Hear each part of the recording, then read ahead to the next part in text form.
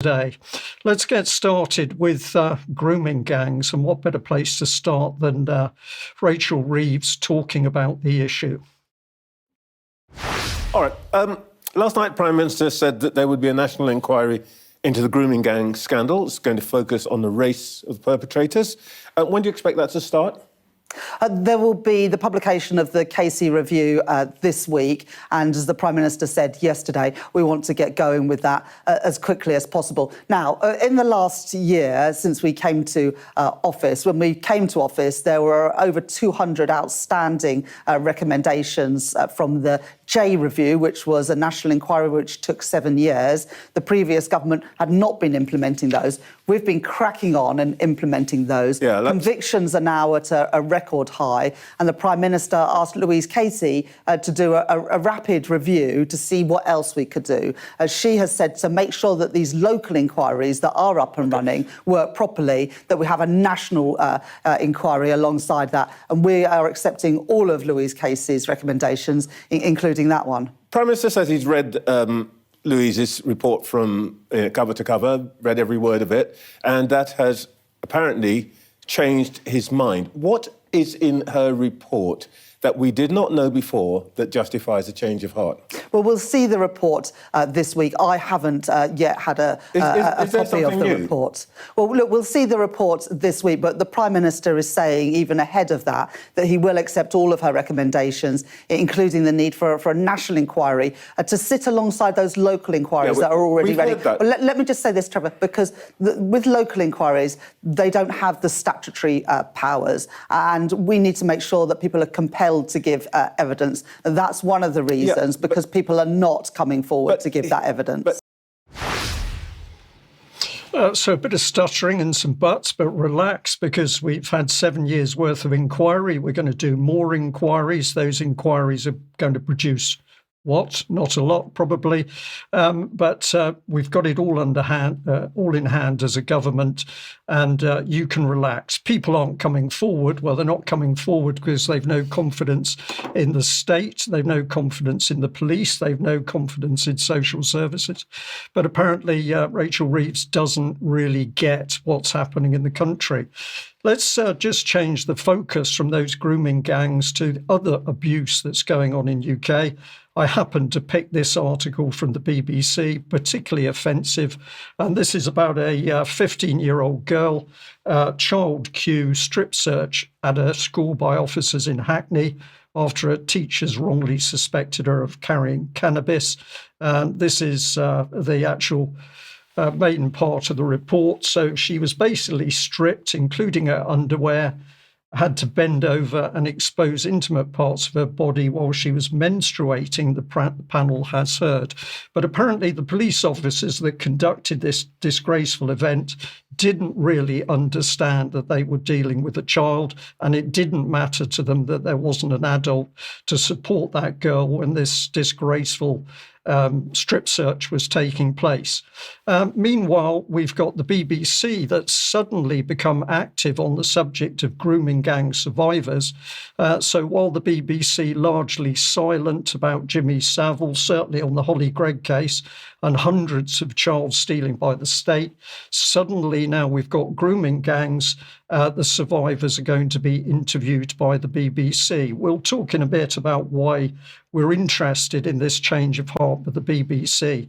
Here's the BBC also spinning a story which was about Operation Midland. So we've got Liam Brittan's widow here saying that she's got no closure after false abuse claims were made in that case by Carl Beach.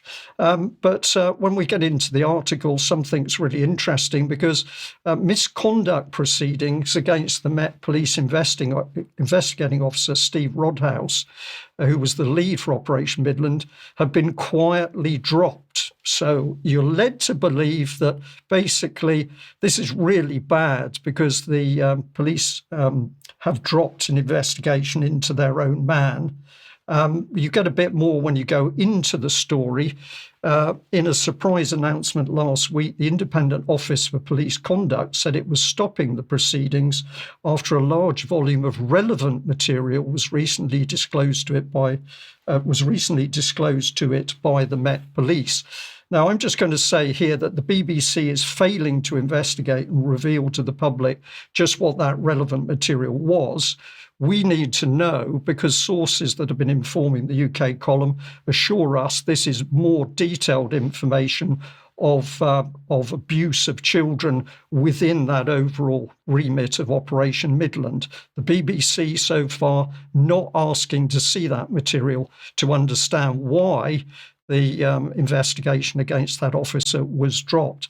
Let's have a listen to Dominic Cummings talking recently on the subject of grooming gangs and child abuse. So obviously all over Whitehall there was mass cover-ups of the whole thing for the same reason that we've already alluded to, fear. Fear of the political consequences of facing reality. What I saw in 2011, I mean, there are lots of different things. Well, normally in Whitehall, the cliche that it's a cock-up, not a conspiracy, is generally true. The one big exception, I would say, is regarding child abuse, where there are actually multiple conspiracies constantly and largely successful. I watched these happening repeatedly in the Department of Education because the issue was parked there by Gordon Brown and Ed Balls, so I had to deal with it when I was there.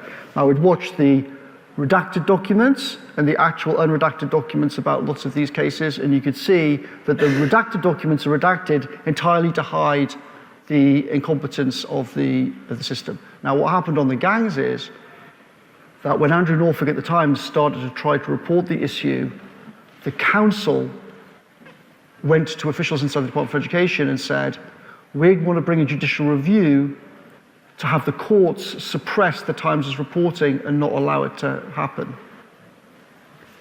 Some of the officials inside the DfE, who routinely organised cover-ups on such issues, were of course very in favour of it.